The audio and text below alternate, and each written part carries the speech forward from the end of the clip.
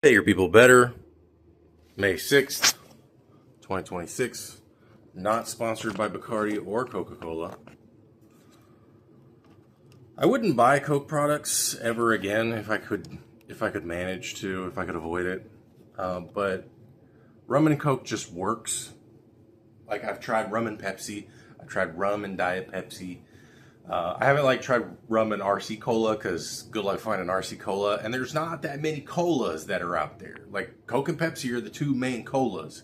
There are like store brand versions and stuff like that. It is what it is. Yeah, I usually use my scale for this.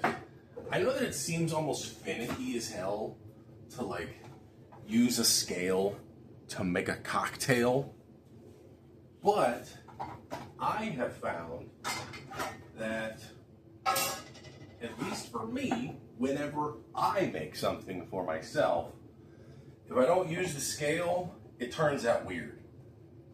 And even then, I'm never 100% precise on stuff. So with the orange juice, with the lime juice rather, because orange would work really weirdly in this. Okay, so that's 25 grams. That was supposed to be 15. So we're gonna see what happens. I don't even know how much of a, that's roughly one fluence. All right, so we're gonna do something similar with the brown rum. Put it at 50. All right. And then with the Bacardi, because yesterday I think I had it around a 15%, 15 grams of lime juice, and I could definitely taste the lime. So this time it's gonna be real weird.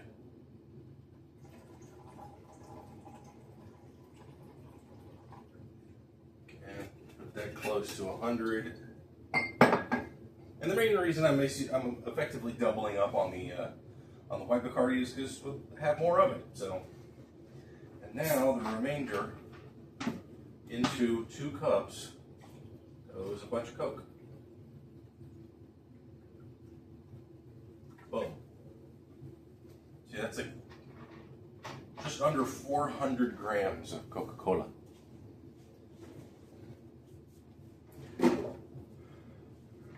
This cold brew batch is definitely just sitting there doing its thing. Let's get the spoon. Oh, that's a fork, whatever. I can rinse that off. I don't think it'll be a problem in the future.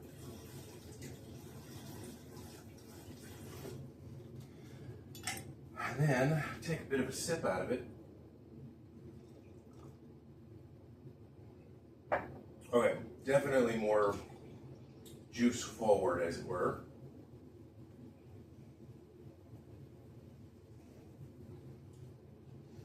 Which makes sense. Although it doesn't necessarily take away so much. I don't know, maybe I'll keep doing that. I don't know. We'll see. I went to the comedy club last night, but then I was I wasn't actually thrown out or shunned or shooed away or anything like that. In fact, they were very welcoming. And even willing to work with me. They weren't doing the open mic, which is where, I was just kind of in this mode of, fuck it, let's just do it. Let's just get up on stage and fucking do it and not give a damn.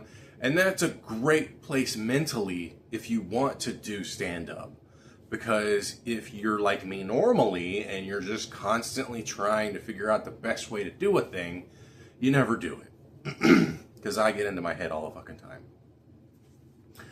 But also because of that mode, I was unwilling to be adaptive as well. So I was very stubborn about the approach to what I wanted to accomplish. And so they were like, well, because the guy that normally runs the place, runs the door, wasn't there. He wasn't the one taking payment for tickets and stuff. And I was like, this is weird. And there was these 2 guys in black suits that were like super snazzed up and everything, and I'm just like, what the hell is this vibe? Come to find out that they had changed something on their schedule, which I don't fucking pay attention to. I'm lucky if I get to go there once a week, just because I either forget or I'm too tired or whatever. And, I had it set for next week, which I'll go ahead and do anyway. But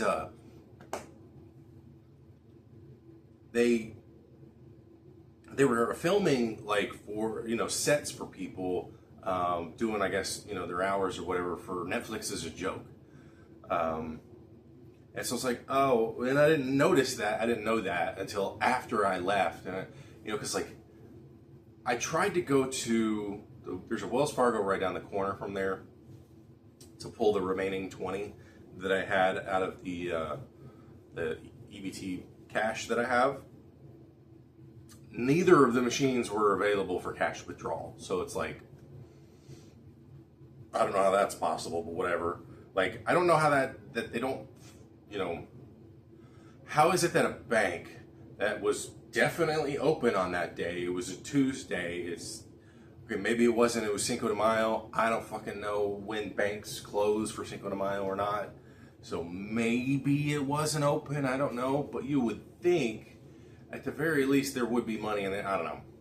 But whatever. And so there wasn't any cash, and I was like, okay, well, at least I know they do that QR code thing where you can, like, potentially pay that way. And so when I walked up and I was like, I scanned it and I was going to try to pay for it, I was like,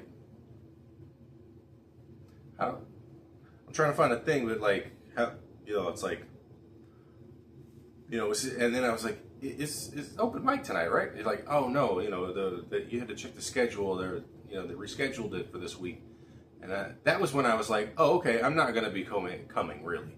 But in my brain, I was still like trying to get the money and all that kind of stuff. And I was still trying to like pay for the open mic, even though they said no, because the brain sometimes it'd be weird like that, and you're like, well, if I do the thing, then I can go in, right? And it was gonna be like 20 something bucks, which I mean, not a bad cover charge for a special or anything, but got flour all over me. There's flour all over the counter because I was doing the pita bread stuff yesterday. I'll do some more today. I forgot to book a ride for the physical therapist for tomorrow, so that's gonna be fun. Anyway, so yeah, it was weird. And then they were like, we could see about getting you a ticket, and I was like, yeah, don't worry about it. I'll just, I was just here for the open mic, so I just wanted to head out. Because like again, my brain was just in this, fuck it, let's do this thing, and then it's hard for me to sort of flip my script, as it were. I'm very bad at improv, by the way. I don't know if you can tell. And so I just said, fuck it, let's head home. And just spent over an hour both ways on the train and all that, and then came back and then just fiddled around for the remainder of the night. Which, bummer, whatever, because I wanted to do something like what I was hoping was going to happen. And of course, I'm terrible at doing this, and I should be doing this already. It's, writing down the idea that I had in my head. And I wasn't even doing it while I was on the train. Because I wanted to connect like the Spirit Airlines thing with like Spirit, the rover from NASA, and then like maybe something about naming, and maybe we shouldn't name things that could crash and burn, these positive human attributes or whatever. Then I forgot what I was gonna fucking write on here. Oh. So I don't remember exactly, so I'm gonna just say today now, at whatever fucking time it is. All the damn clocks are stupid. 7:36 p.m.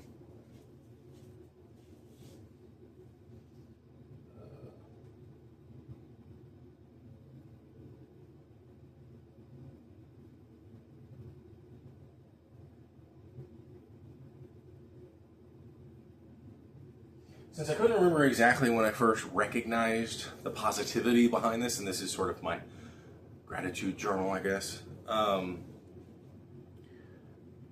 The bidet attachment that I have is, without a doubt, the best purchase I've ever made. It's hard to state why I feel so good about that decision, but every time I use it, I'm reminded that this is a good idea. This was a very good idea.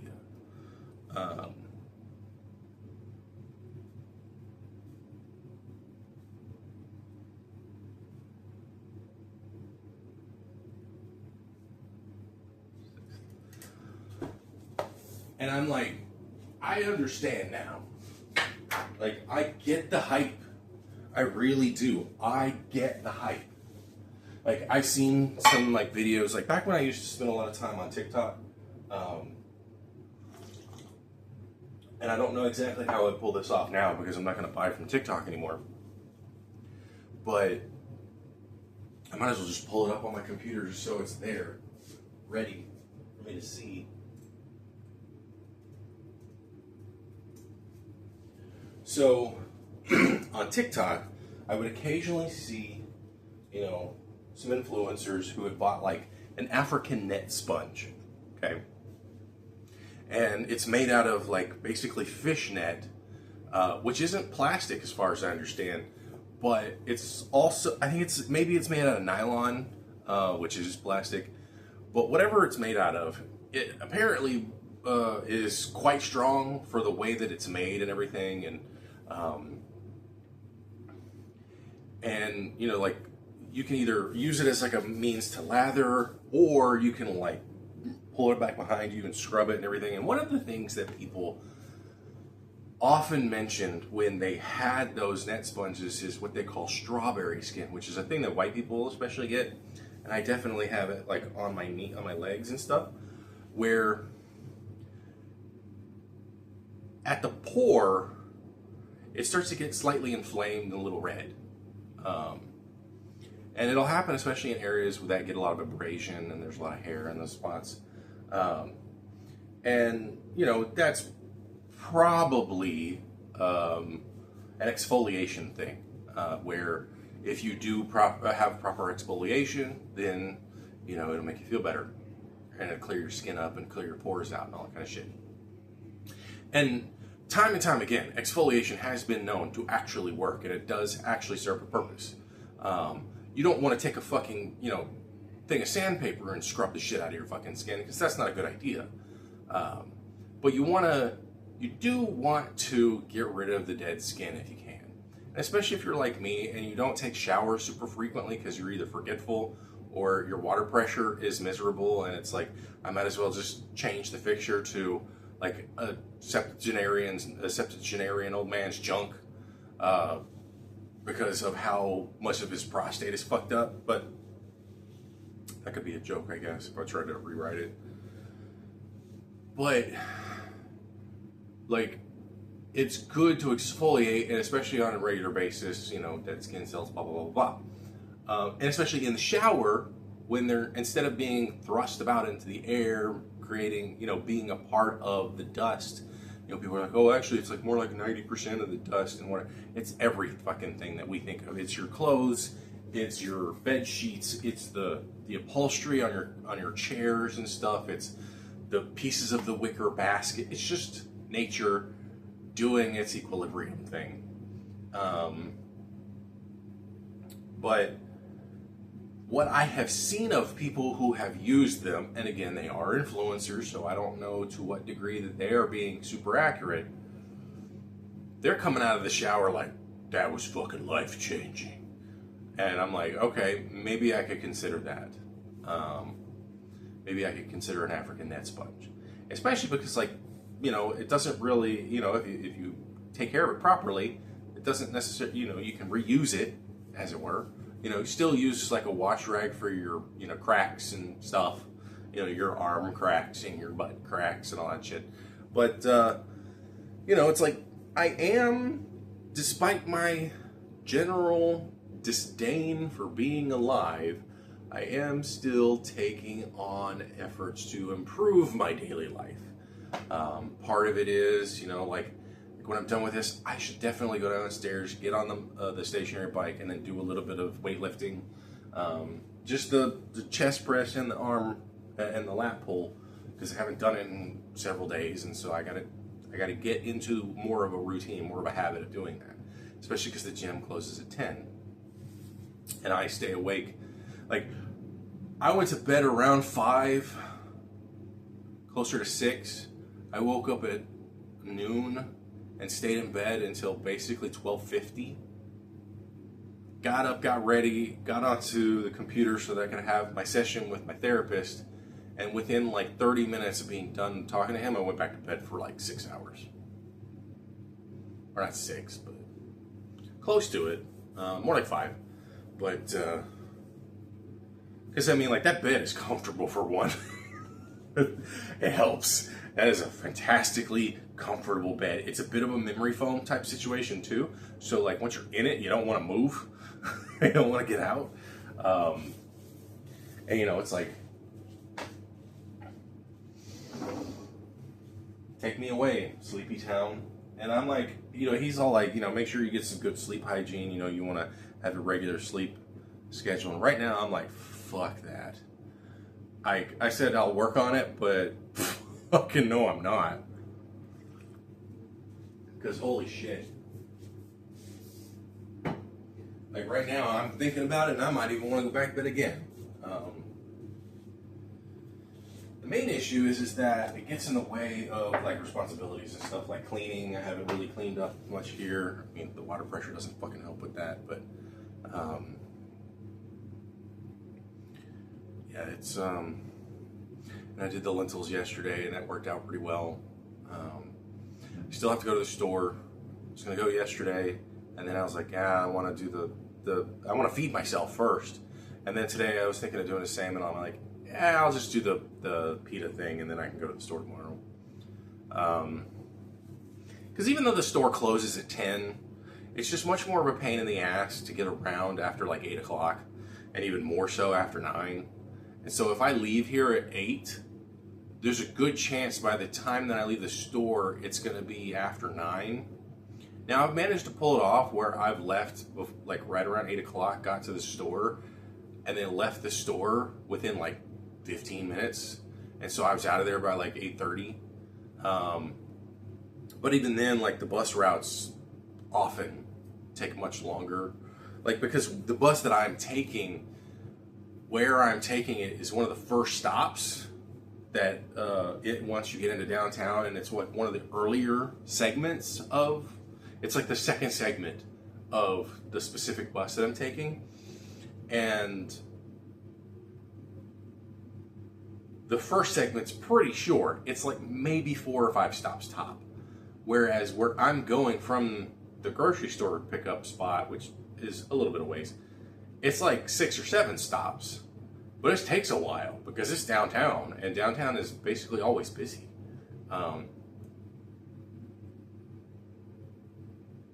It'd be nice if like these buses ran more often,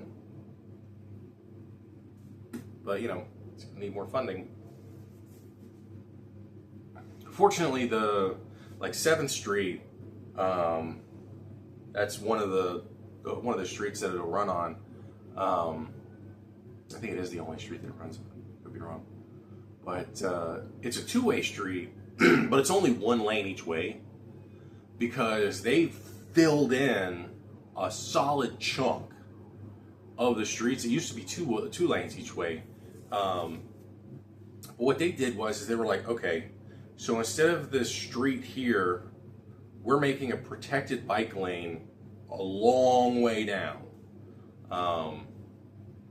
And then there's like a big chunk of concrete where the new sidewalk is, where you sit at the bus stop.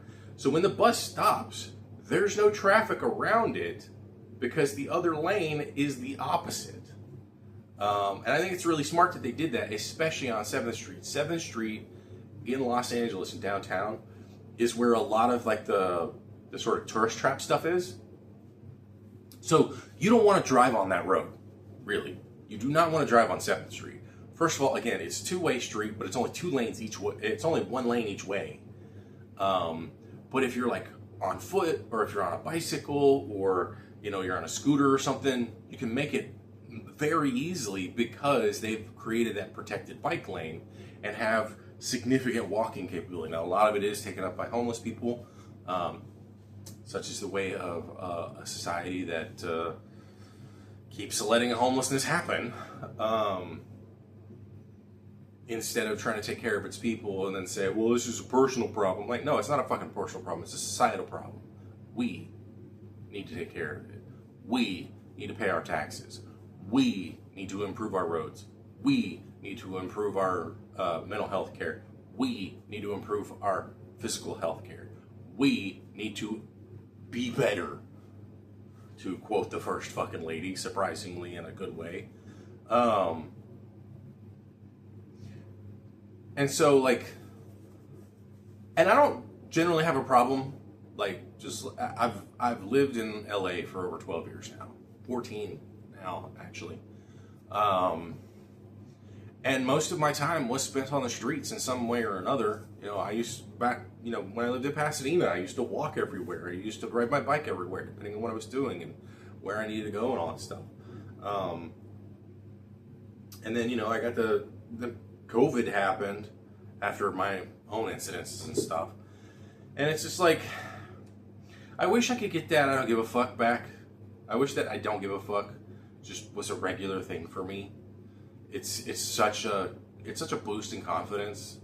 Like, I don't give a fuck. I'm just gonna go downstairs and do my goddamn workout. It takes 15 minutes tops. I don't give a fuck. I'm gonna go do my grocery shopping. I don't give a fuck. Yeah, I wish that was in me as much as it had me when I was like living on the streets. Because like when you're living on the streets, you have to have that idea. You have to have that mentality of I don't give a fuck. I got to do this. Now, of course, caveat being, make sure the I don't give a fuck, I got to do this is a thing that's beneficial to you and not harmful to another. To the best of your ability. It's like, I don't give a fuck, I got to get up and I got to take a fucking shower. I don't give a fuck, I got to take a shit, but I got to take a shit at the place where I take a shit, not right there on the corner. Don't be a health hazard.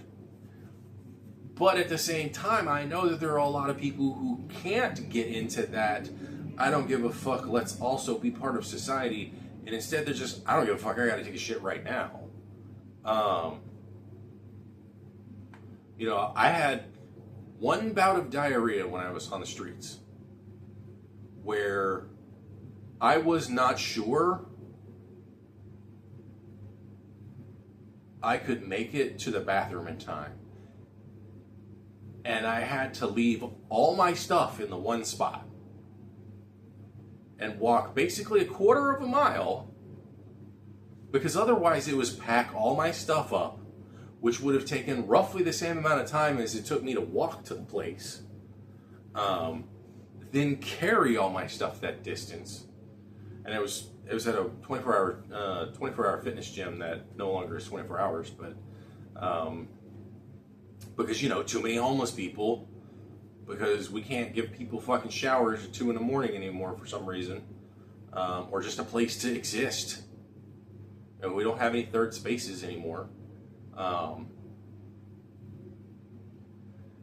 And that was the one scare, but that's it.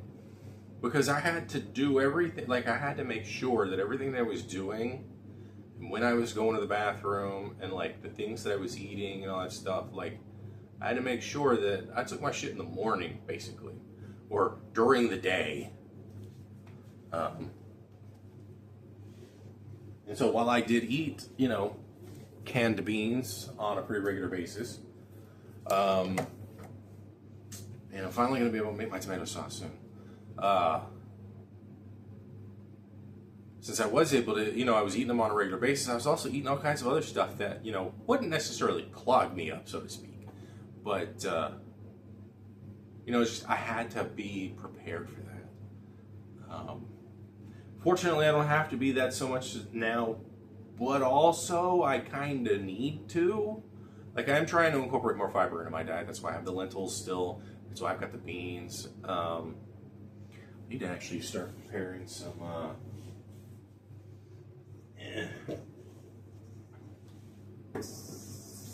hard-boiled eggs, because I don't have any more of those, and I like those because they're very useful.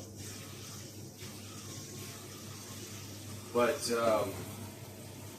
you know, I mean, like that's the obvious benefit of living in your own house, is that you can go to take a shit whenever you need to. The problem is when you leave the house and then you have to take a shit. Like yesterday, on my way to the train stop,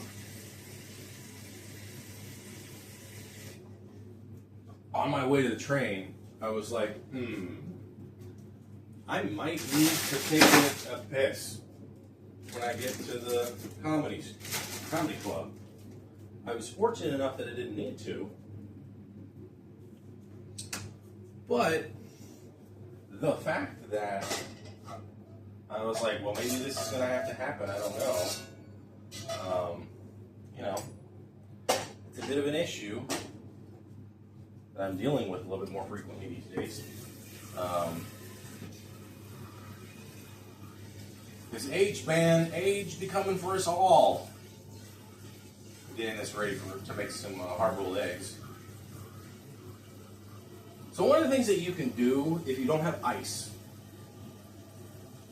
but if you do have a freezer, you can make your life easier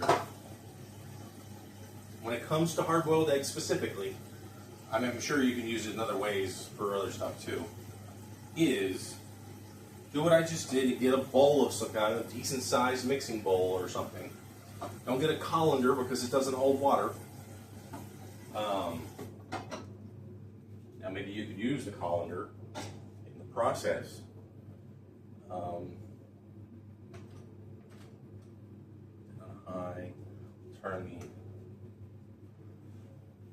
Turn it up a little bit. Keeping the eggs in the fridge until it's time to dunk them. So my understanding is you basically want temperature shock when it comes to hard-boiled eggs. So I boil my eggs for 10 minutes, which is significantly fine.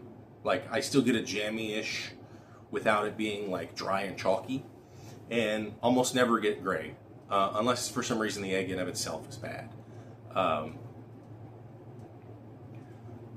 So what you do is before you put the water on, you get the bowl of water, put it in the freezer, okay? And a metal bowl is better because it has better thermal conductivity, and so, and you know, the whole idea of putting hot water in the freezer makes it freeze faster.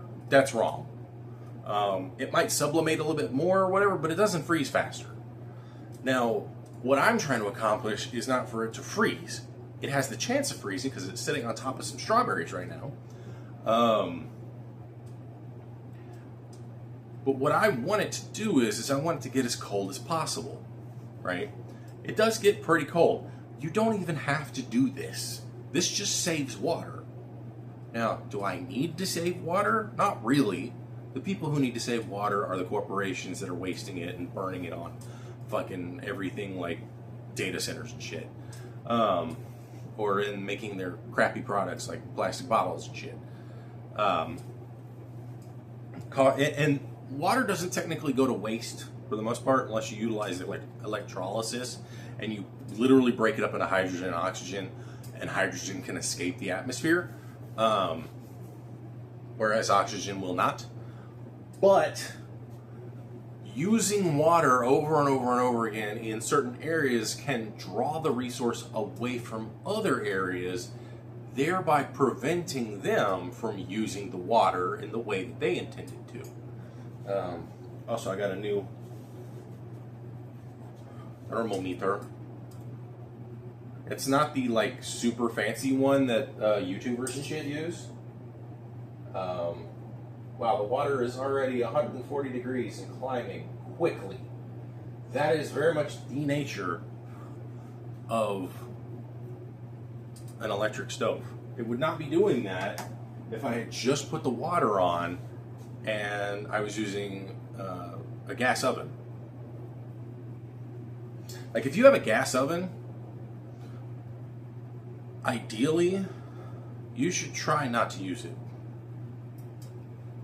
And if you can successfully not use it, you should have the gas disconnected from your house so that you don't have a constant stream of methane gas blowing into your house.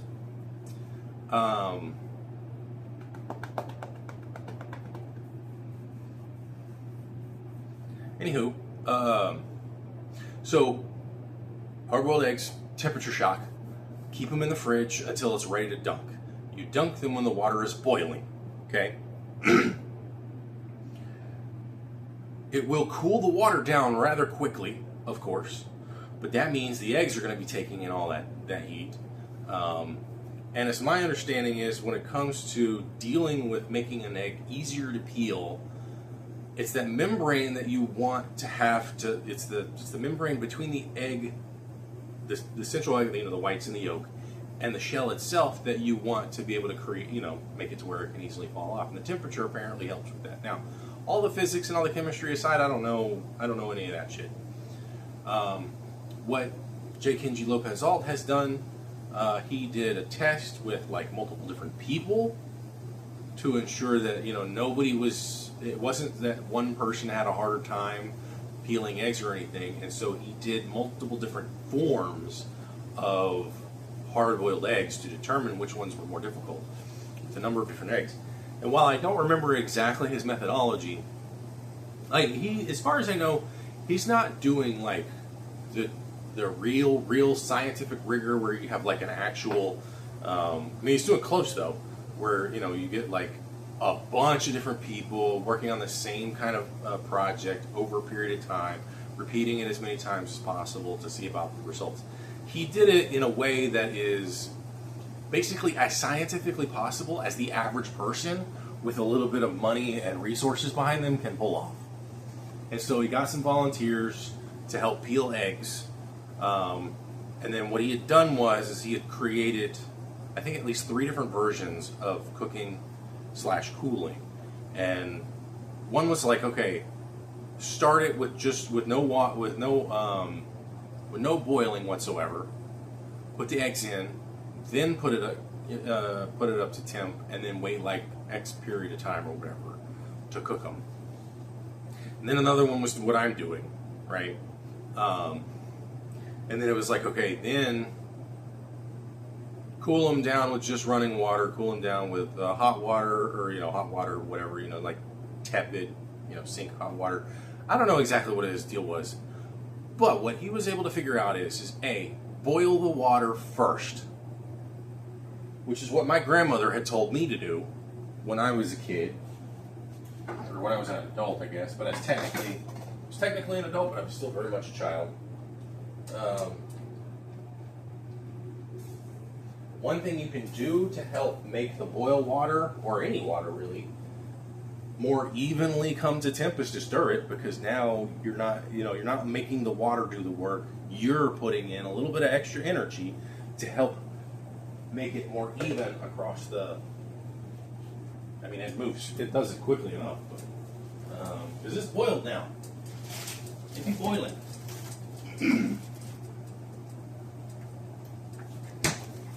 So I'm gonna drop in 8 eggs. That's about the size that this specific container can functionally work on. 1, 2, 3, 4, 5, 6, 7. Oh, 1 egg popped. Oh well. 8. Now. You don't have to wait long, but we want to wait for it to get back to a boil. Oops. Not throw that around. For not to lose it. Okay. And like I said, you don't have to wait too long. because it'll start looking more or less like a boil. Yeah, it's basically there. All right, now just let it sit there for 10 minutes. And then when you're done, dunk it either in cold, ice cold water, ideally. The faster you can cool the eggs down, the better. Because that is what he was able to conclude when it came to the peeling process. And because you don't want your eggs to have that carryover cooking, right? Which means it's holding on to that heat and it's still effectively cooking parts of itself. Because it's got to equilibrate, but because it's denser, it's holding on to more heat. And so basically only now outside heat is radiating, and because the eggshell itself is a pretty decent insulator, holds on to heat more. So you got to extract that heat as quickly as possible. So I don't have ice. I don't have an ice maker. I'm not going to buy ice trays probably because I don't have a lot of space in that freezer. So what I'm going to instead do is do what I've done before, which works, which is stick that thing in there where it has enough water to submerge all of the 8 eggs. Stick it in the freezer for the whole time. Sometimes, if I get the water level just right, because it's all about volume and stuff, it'll actually start to develop a small sheet of ice.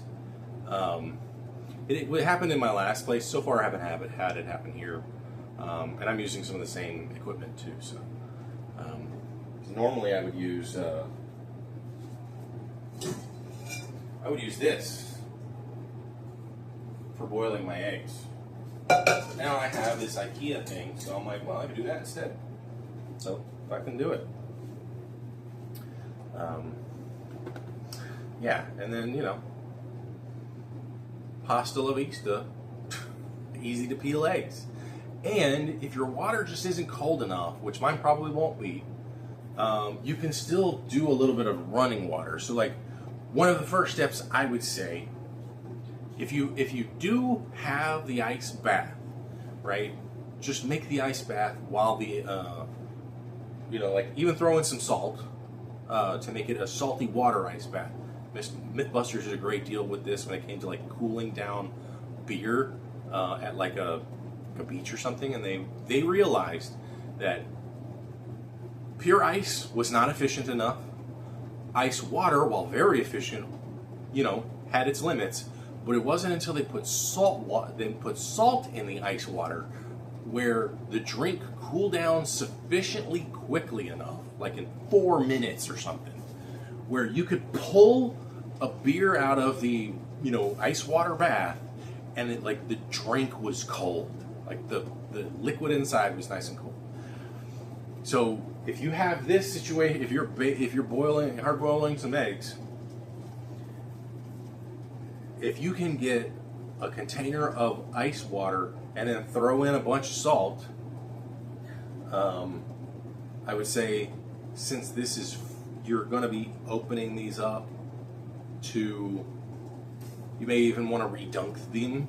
You may even want to redunk your eggs back into that water while you're peeling them. Don't use ice cream salt. Use some other cheap ass salt that you can get a large quantities of.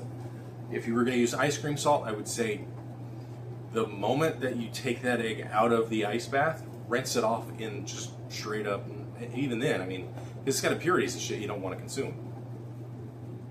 So I wouldn't recommend ice cream salt at all,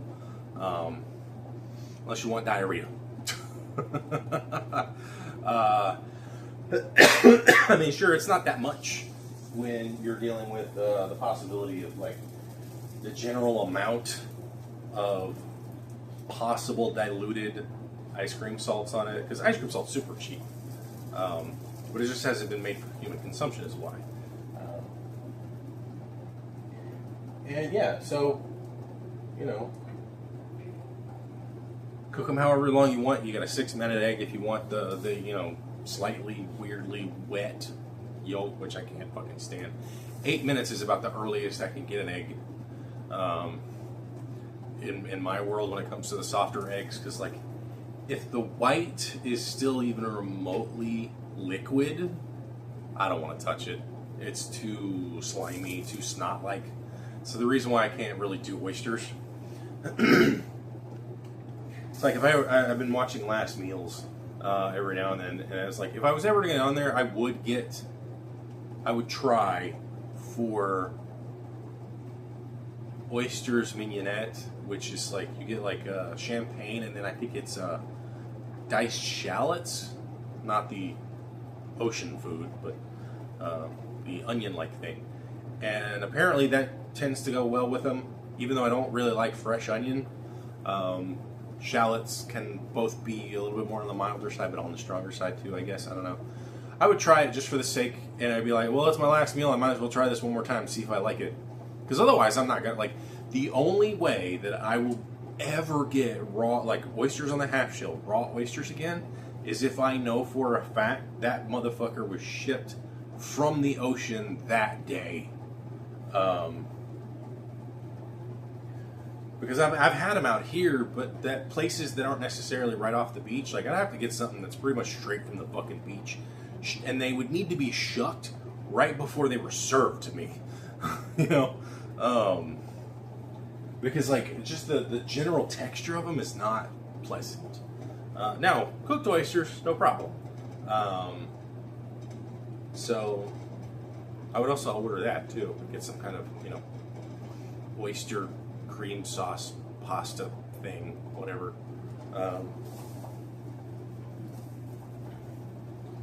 Yeah. And I might try... See, like, if I were to do the last meals thing, I would do stuff that I know that I like, that I can share, but then I would also have incorporated some things that I'm still on the fence with, that I would try one more time just in case. So I might try a 6-minute egg. I might try something with cilantro. You know, maybe get some more ceviche, because ceviche is good for...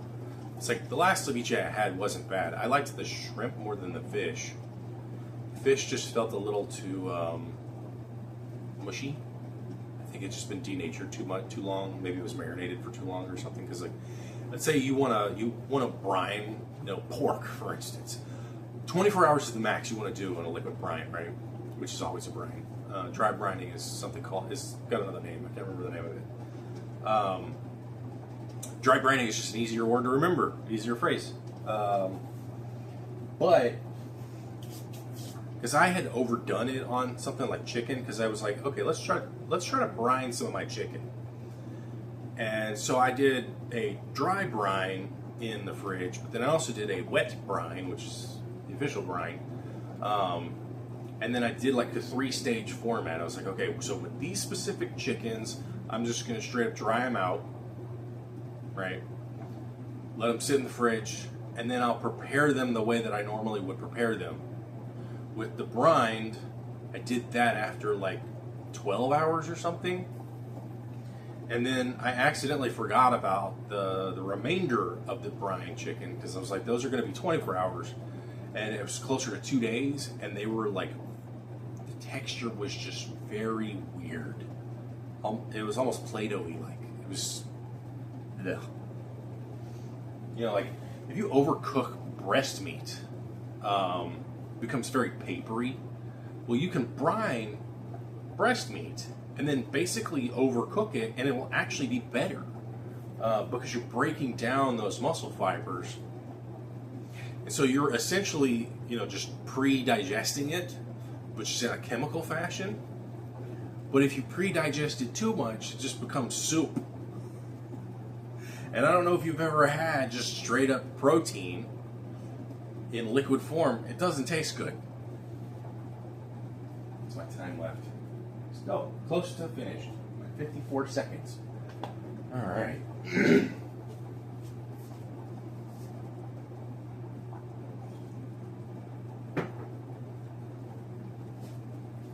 So, like, when I'm done with this, I'm gonna come over here, I'm gonna dump off the water, and I'm gonna have the cold water running. I'll fill it up a little bit, dump that off, and then move them over to the freezing water, or the very, very cold water. I mean, worst case scenario, all I do is just like when I'm done, I mean, running water works for a lot of stuff. Adam Ragusa even has a great video about it when it comes to like thawing steaks. If you need to thaw a steak faster than sticking it in the fridge, do it under running water. You know, stick it in a some kind of container, obviously.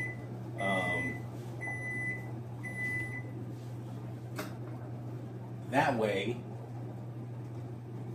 like in a plastic bag or whatever. That way, it's not just getting wet. You don't want wet meat.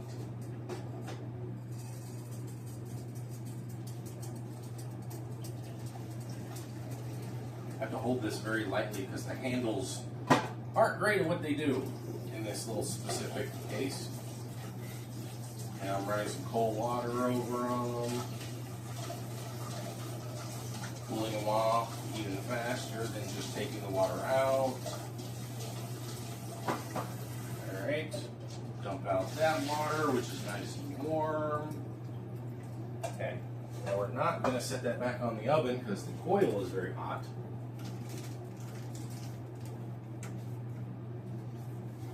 Oops.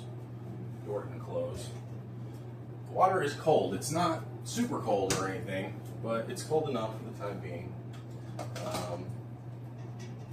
I'm not going to be picking these up with my hands because I don't know how warm or cold they are at the moment. So I'm just going to use this little spaghetti scoopy thing that I use for my eggs because it just works really well. I could be wrong. In fact, I'm probably wrong. But that hole in the spaghetti scoopy, because like this is also really good for pulling spaghetti out of the sauce. But this hole could be the right size for you to like sort of stick your spaghetti in and be like, okay, this is one serving. I'm gonna say I'm about 90% wrong though. That's there for two reasons. One, so that you don't like carry a bunch of water with you, and two, so that there's still structure while also removing plastic so that you can save money in the manufacturing. That's my actual guess. And run some water on that just to help cool down the middle. And also put it right back on top of the coil so that the coil will cool down. Now, one thing is, I have this egg here that popped right when I stuck it in there. That's okay. This is also a great way to test to see how well the cooking was done and how well I can peel these bastards. Because that shell peeled off real well, real simple. And since this water is nice and cold and fresh, I can just dip it back in there and get rid of any of the potential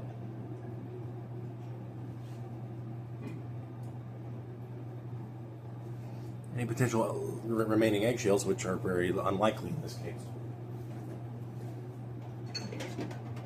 And then one of the best things to put on an egg, Kewpie mayo. The legit shit that you get at the right stores. And since it's got a little cup, I'll put it in the cup.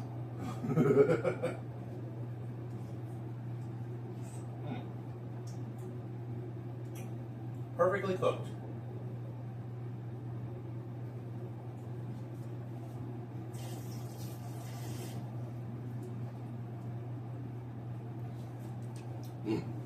I will say, a hard-boiled egg is best consumed when it's still warm.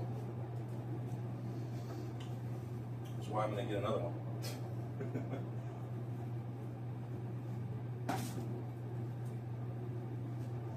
Okay.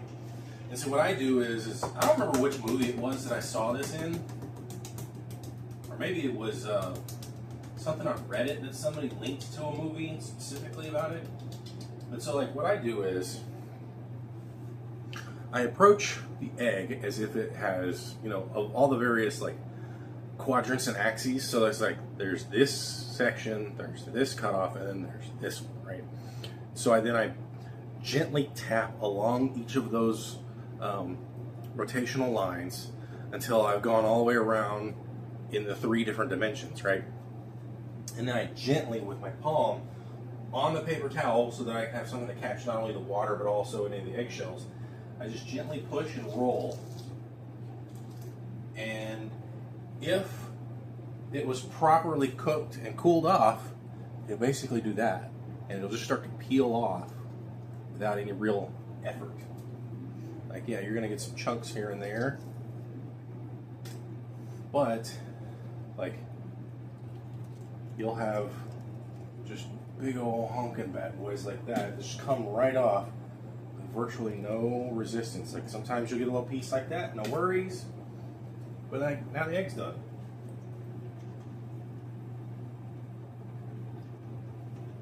Boom. And now I can squirt some Kewpie mayo on it and eat it again. Wow. Look at that. Slightly jammy. Very, very slightly. Like, I wouldn't even say jammy is the right word, but just beyond jammy, but definitely not dry. And one final thing before I decide to send you off is, let's say you're like me and you're forgetful. You can drink of liquid goodness.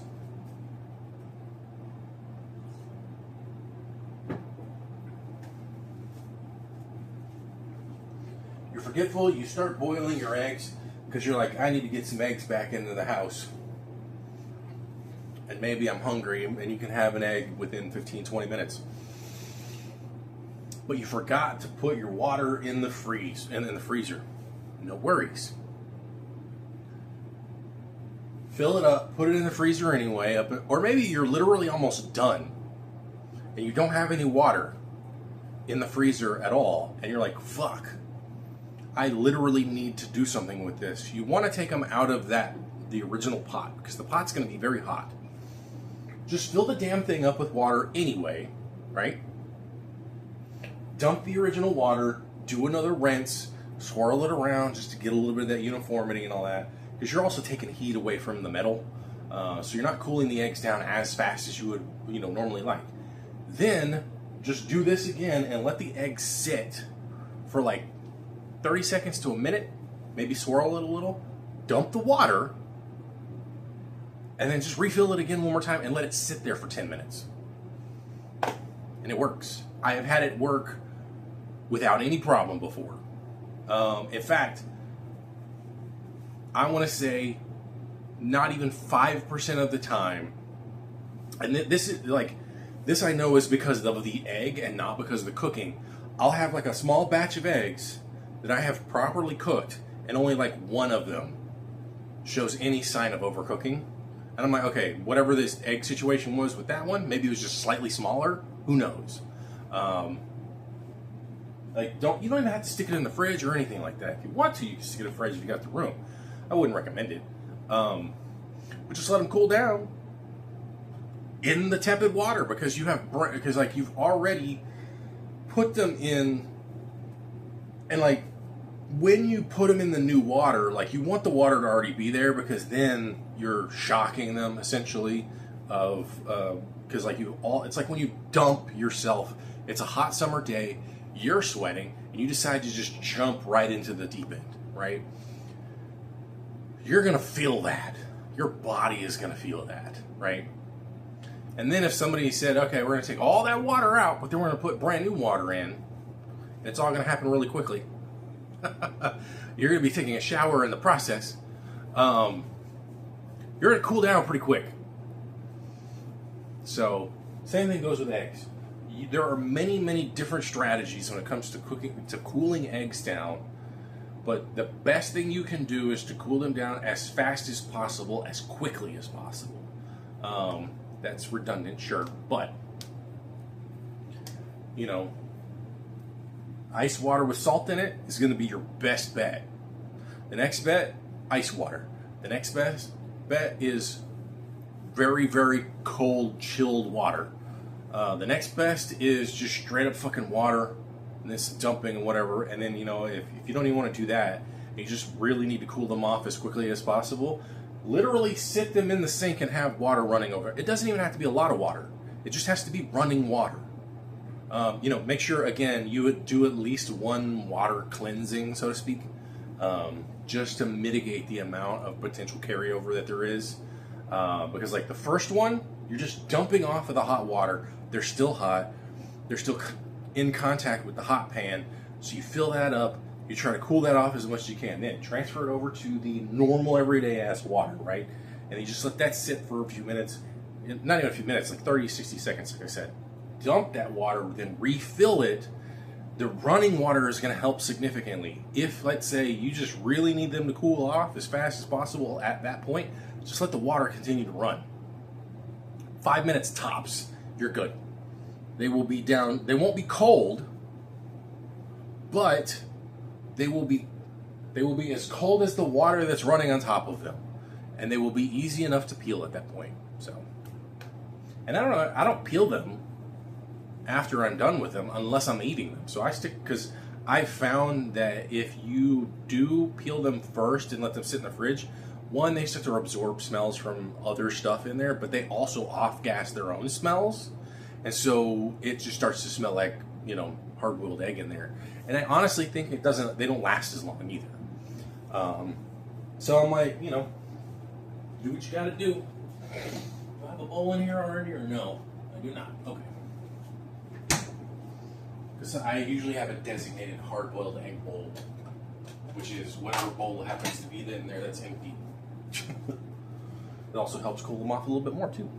So, and I mean, you know, they're cold because cold being relative, the water is pulling energy away from my body and absorbing more into the actual water itself. So like when you think your soda, let's say you have a can of soda and you've been holding on to it for a good 2-3 minutes and you're like, God damn, this can of soda is getting so cold. No, actually what's happening is your can of soda is getting warmer and your hand is getting colder because it's losing heat. It's pulling, that can of soda is essentially extracting the heat from your body. You're experiencing the sensation of cold because you're getting colder, not the can of soda. With that, have fun.